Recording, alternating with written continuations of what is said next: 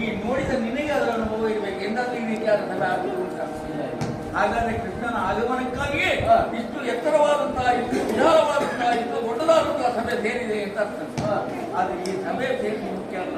ಅಮ್ಮ ಕೂತಿದ್ದಾನೋ ಯಾರಾದ್ರೂ ಆಗ್ಲಿ, ಮನೆಗೆ ಬಂದುವಂತಾದ್ರೆ ಅಥವಾ ಆಸ್ಥಾನಕ್ಕೆ ಬಂದುವಂತಾದ್ರೆ ಅವರವನ್ನ ಗೌರವಿಸಿ ಮಾತಾಡಿಸಬೇಕಾದಂತ ಒಂದು ಕರ್ತವ್ಯ. ಈ ಕಡೆ ತಿರುಗಿಲ್ಲ, ಆ ಕಡೆ ತಿರುಗಿ ಶಿಷ್ಟಾಚಾರದಲ್ಲಿ ಸ್ವಲ್ಪ ಬದಲಾವಣೆ. ಒಂದು ರೀತಿ ಅಹಂಕಾರ, ಘನ ಮಧೋಮದ ಮದ ಮದ ಅಂತ ಹೇಳುವ ಆ ಮದ ಅವನಲ್ಲಿ ಹೆಚ್ಚಾಗಿದೆ ಅಂತಾದ್ರೆ ಆ ಮದ ಕಡಿಮೆ ಆದಷ್ಟು ಮಹತ್ವ ಬರುವುದಿಲ್ಲ. ಅವಮಾನ ಮಾಡಬೇಕೆಂದೇ ಉದ್ದೇಶ. ಆ ಮದ ಕಡಿಮೆ ಮಾಡುವುದಕ್ಕಾಗಿ ನನ್ನ ಎಡಗಾಲಿನಿಂದ ಒಮ್ಮೆ ಅಂಗುಷ್ಟವನ್ನು ಒತ್ತಿದ್ದೇನೆ.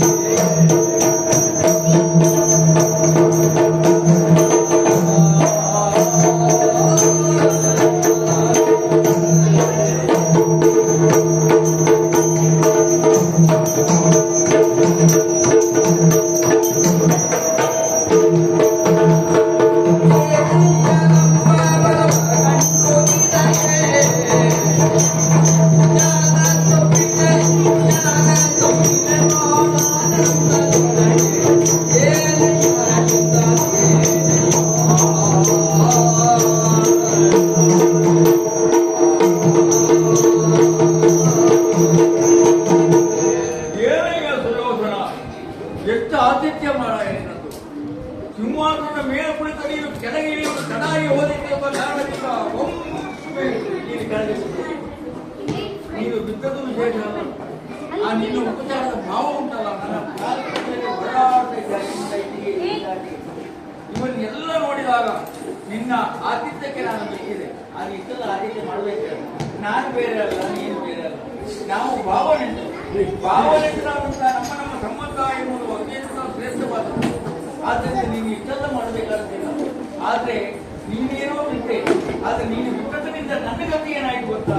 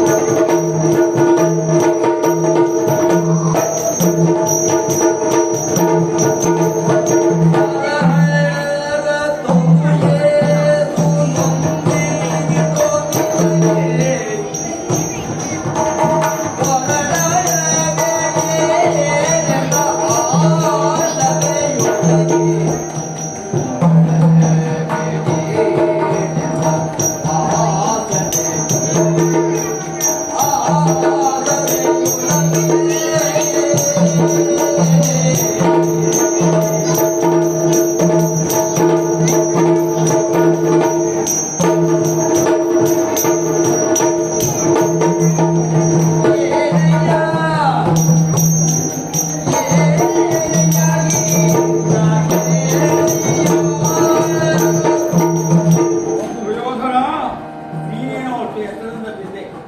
ನೀನು ಬಿದ್ದಾಗ ನಿನ್ನ ಕಿರೀಟದ ಗುಣೋ ಮತ್ತೇನೋ ನನಗೆ ಅರ್ಥ ಆಗಲಿಲ್ಲ. ಖಾಲಿ ನೋವು ತಡೆಕೊಳ್ಳಿಕ್ಕಾಗುವುದಿಲ್ಲ. ನನಗೆ ಎಷ್ಟು ನೋವಾಯಿತು ಅಂದರೆ ನೀನು ಅತಿ ಎತ್ತರದಿಂದ ಎಷ್ಟು ನೋವಾಗಿರ್ಬೇಕು ಹೇಳು. ಆದ್ದರಿಂದ ನಿನ್ನ ನೋವನ್ನು ನಿವಾರಿಸಿಕೊಳ್ಳಬೇಕು. ಅದಕ್ಕಾಗಿ ಸುಮ್ಮನೆ ಹೊರಡಬೇಡ. ಹೇಳು ಭೂಮಿ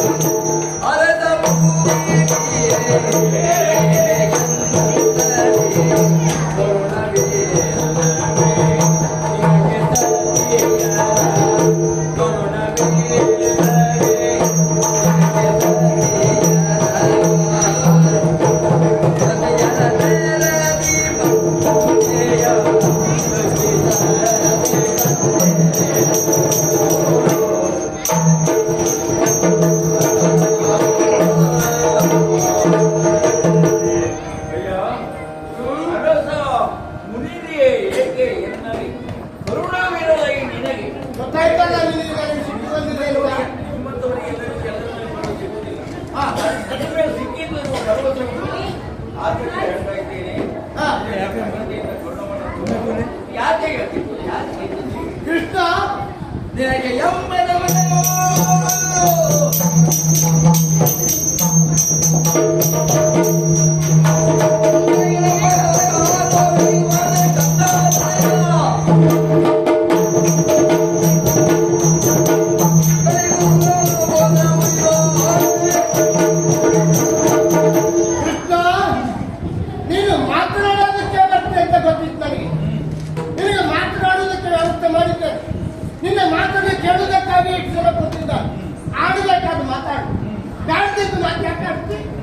ನಾನು ಸಿಂಹಾಸನದಿಂದ ಬಿದ್ದೆ.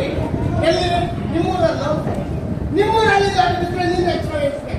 ನಮ್ಮೂರನ್ನು ಅದು ನನ್ನ ಮನೆಯ ಒಳಗೆ ನಾನು ಬಿದ್ದೆ. ಇಲ್ಲಿ ಎಚ್ಚರ ಬರಬೇಕಾದವರು ಏನೇ ಇರಲಿ, ನಮ್ಮಲ್ಲಿ ಏನಾದರೂ ಕಾರ್ಯಕ್ರಮದಲ್ಲಿ ನಡುವೆ ಅವಘಡ ಆದರೆ ತುರ್ತು ಸಂದರ್ಭದಲ್ಲಿ ನೆರವು ಮಾಡಬೇಕಾಗ್ತದೆ. ಯಾಕೆ ಬರಲಿಲ್ಲ? ನನ್ನ ಕುರಿತಾಗಿ ಅವರು ಇದ್ದಲ್ಲೇ ನೋಡಿದ್ದಾರೆ. ಇವರು ಏನೋ ಸ್ವಲ್ಪ ಕಾಲು ಜಾರಿ. ಈಗ ಮಳೆಗಾಲದಲ್ಲಿ ನಡೆಯುವಾಗ ಕಾಲು ಜಾರಿದವರು ಜಾರುತ್ತಾರೆ. ವಿದ್ಯಾರ್ಥಿಗಳಿಗೆ ಜೀವನದಲ್ಲಿ ಜಾರಿತಲ್ಲ, ಮಳೆಗಾಲದಲ್ಲಿ ಬೀದಿಯಲ್ಲಿ ಅಷ್ಟೇ. ಇವತ್ತು ನನ್ನ ಸಭೆಯಲ್ಲಿ ನಾನು ಬಿದ್ದೆ ಎದ್ದಿದ್ದೆ. ಆದರೆ ನೀವು ಎಷ್ಟು ಮಾತಾಡೋದು? ಈ ಕಡೆ ಇರುವಂತಹ ಸುತ್ತ ನನ್ನ ಆಪ್ತರಾದಂಥ ನನ್ನ ಸಂಬಂಧಿಸಿದ್ದಾರೆ, ನನ್ನ ಗೆಳೆಯರಿದ್ದಾರೆ, ಕಲಿಸಿದ ಗುರುಗಳಿದ್ದಾರೆ, ಅಚ್ಚ ಮುತ್ತಚ್ಚರಿದ್ದಾರೆ. ಯಾರು ಮಾತಾಡೋರು? ಹೇಳಿ, ನೀನು ಯಾಕೆ ಮಾತಾಡೋದು? ನನಗೆ ಬೇಕಾಗಿಲ್ಲ. ನೀನು ಮಾಡಿದ್ದೆಲ್ಲ ಗೊತ್ತಿದೆ. ಕೆಲವು ಆಕರ್ಷಣೆ ಆಗೋದು ಏನು ಮಾಡೋದು? ಎಲ್ಲ ಅವಸರದಲ್ಲಿ ಹಾಕಿದ ಆಸನದಲ್ಲಿ ಅಥವಾ ನೀನು ಬಂದಲ್ಲಿ ಏನಾಗೋದು? ಏನು ನನಗೆ ಅನುಮಾನ ಅದೇ. ಆಸನ ಮಾಡಿದಂತ ಬಡಗಿಯದ್ದೇ ಏನೋ ತಪ್ಪು, ಅಥವಾ ನಿನ್ನ ಪ್ರವೇಶ ಆದಾಗ ನಮ್ಮ ವ್ಯವಸ್ಥೆಯು ನಿನ್ನಂತೆ ನಡೆಯುತ್ತದೆ ಅಂತ ಆದರೆ ಈ ಜಾತಿ ಏನಂತ ಮಾಡ್ತೇನೆ. ಅಂಥದ್ದೆಲ್ಲ ಮಾಡೋದಿದ್ರೆ ಅದರಲ್ಲೇ ಮಾಡ್ಬೋದಿಲ್ಲ. ಮತ್ತ್ಯಾಕೆ ನನ್ನಲ್ಲಿ ಮಾತು? ನಾನು ನಿನ್ನ ಹೊರತಾದ ಒಂದು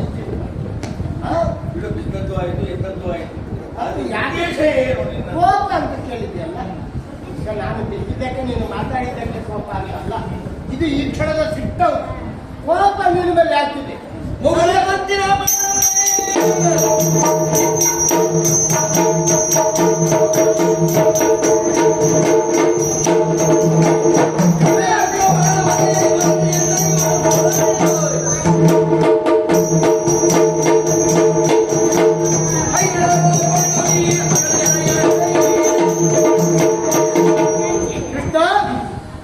ನೀನು ಬದಲವನ್ನೆಲ್ಲ ಸ್ವಾಗತಿಸಬೇಕಾಗಿ ನಿನಗೆ ಬೇಕಾದಂತ ಅಡಿಗೆ ಅಂದ್ರೆ ನೀನು ಇಡೀ ಭಾರತಾದ್ಯಂತ ಓಡಾಡುವ, ನೀನು ಎಲ್ಲಿರ್ತೀಯ ಅಂತ ಹೇಳಿಕ್ಕಾಗೋದಿಲ್ಲ. ಏನನ್ನು ತಿನ್ನುತ್ತೀಯ ಒಂದೇ ಆಹಾರಕ್ಕೆ ಅಂತಲ್ಲ. ನಿಮ್ಮ ಭಾರತೀಯ ಭಾಗದ ಆಹಾರ, ನಮ್ಮ ಭಾಗದ ಆಹಾರ, ದಕ್ಷಿಣ ಭಾರತದ ಆಹಾರ, ಬಗೆ ಬಗೆಯ ಆಹಾರಗಳು ನಿನಗಾಗಿ ನಮ್ಮ ಹಸ್ತಿನಾವತಿಯಲ್ಲಿ ಸಿಕ್ಕಾಗಿ ಬಂದವ ಕೃಷ್ಣ ಅವನಿಗೆ ಪ್ರಕಟಿಸಬೇಕು. ಈಗ ಪಾಂಡವರಿಗೆ ನಮಗೆ ಏನೋ ಬೇಸರ ಇರುವುದು, ಪಾಂಡವರ ಪರವಾಗಿ ಬಂದವರೆಲ್ಲ ಬೇಸರದಿಂದ ಕಾಣಬೇಕಂತ. ನೀನೊಬ್ಬ ನನ್ನ ನೆಂಟ. ಮೊನ್ನೆ ನಿಮ್ಮೂರಿಗೆ ನಾನು ಬಂದಿದ್ದೆ.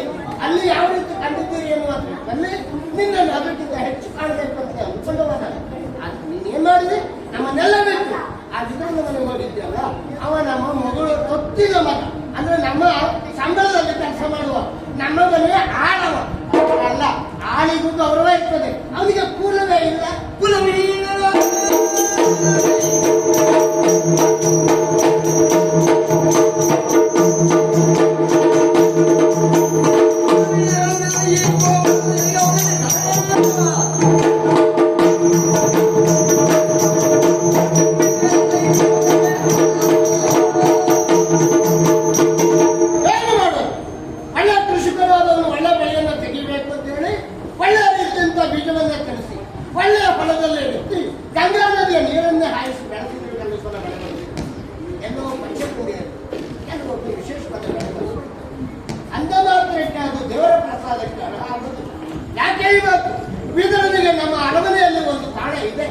ಇಲ್ಲ ಅಂತೇನೆ. ಅವನ ತಲೆ ಮೇಲೆ ಒಂದು ಮುಂಡಾಸ ಇದೆ, ನಾವೇ ಕೊಟ್ಟಿದ್ದು. ಅವನು ಕೂಡ ಜಡಿ ಶಾಲ ಹಾಕ್ತಾನೆ, ವರ್ಷಕ್ಕೆ 2 ಕೊಡ್ತೇವೆ ಅಲ್ಲಿ. ಆದ್ರೆ ಅವನು ನಮ್ಮಲ್ಲಿ ಎಲ್ಲ ಕಾಳಕ್ಕೆ ಅಂತಿಲ್ಲ. ಯಾಕೆಂದ್ರೆ ಕೇಳಿ, ರಾಜೋಚಿತವಾದದ್ದು, ರಾಜಕ್ಕೆ ಬೇಕಾಗುವ ಗಾಂಭೀರ್ಯಕ್ಕೆ ಬೇಕಾಗುವುದು ಅವನೊಂದಕ್ಕೆ ಇಲ್ಲ. ಅವನ ಮನೆ ಊಟ ಆಗ್ತದಲ್ಲ, ರಾಷ್ಟ್ರೀಯ ಪುತ್ರನ ಮನೆಯಲ್ಲಿ ಊಟ ಮಾಡಿ ರಾಜ್ಯಸಭೆಯಲ್ಲಿ ಮಾತಾಡ್ತೇನೆ ನೀನು.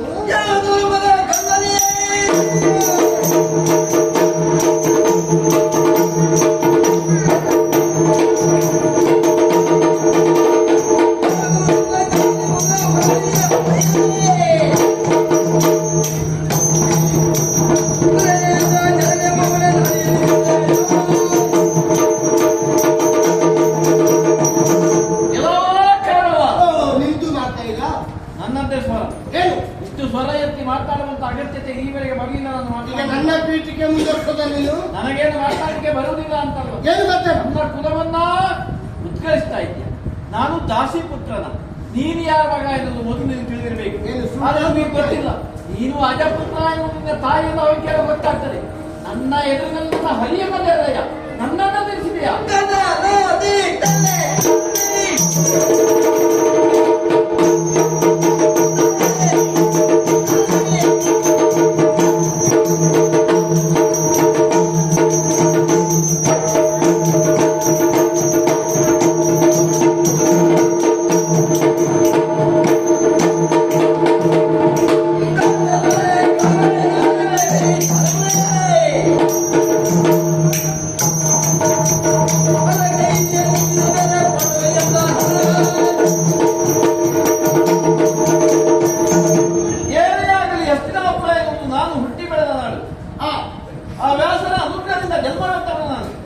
ಈ ಪೀಠವನ್ನ ಕಾಯಬೇಕು ಅಂತ ಇಲ್ಲಿವರೆಗೂ ನಾನು ಕಾಯ್ತು.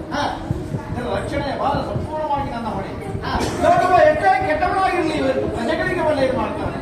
ಇಂಥ ಒಬ್ಬ ಗೌರವ ಜೀವಂತವಾಗಿ ನಾನು ಕಾಲ ಬದುಕಬೇಕೆಂಬ ಆಸೆ ನನ್ನಲ್ಲಿದೆ. ಹಾಗಾಗಿ ಯಾವ ಕಷ್ಟಕ್ಕೂ ಗೌರವವನ್ನು ಬಿಟ್ಟು ಬಿಡಬಾರದು ಎಂಬಂತ ದೃಷ್ಟಿಯಲ್ಲಿ ನಾನು ಒಂದು ಜಾಪವನ್ನು ಇಟ್ಟುಕೊಂಡಿದ್ದೆ. ಅನಿವಾರ್ಯ ಕಾಲಕ್ಕೆ ನಿನ್ನ ರಕ್ಷಣೆಗಾಗಿ ಇಟ್ಟುಕೊಂಡಂತ ಈ ಜಾಪ ಇಲ್ಲಿವರೆಗೆ ನಾನು ಹೇಳಿಲ್ಲ, ಪ್ರಯೋಗ ಮಾಡಲಿಲ್ಲ. ಇನ್ನು ಪ್ರಯೋಗ ಮಾಡುವಂತ ಅವಶ್ಯಕತೆಯನ್ನು ನೀನೇ ದೂರ ಮಾಡಿಬಿಟ್ಟೆ. ನಿನ್ನ ತಲೆ ಕಾಯುವುದಕ್ಕಾಗಿ. ಆದ್ರೆ ಇಂದು ತಲೆ ಕೋವೆ ಪ್ರಶ್ನೆ ಇಲ್ಲ. ನನಗೆ ನೀನು ಏನೇ ಕೇಳಿಕೊಂಡಿರ್ತಾ ಇದ್ದೆ. ಹರಿಯನ ನಿಂಚಿದ ಕಾರಣ ಸಭೆಯಲ್ಲಿ ನಾನು ಎಲ್ಲಿಗೆ ಅನರ್ಹ ಅಂತ ನೀನು ಘೋಷಣೆ ಮಾಡಬೇಕು.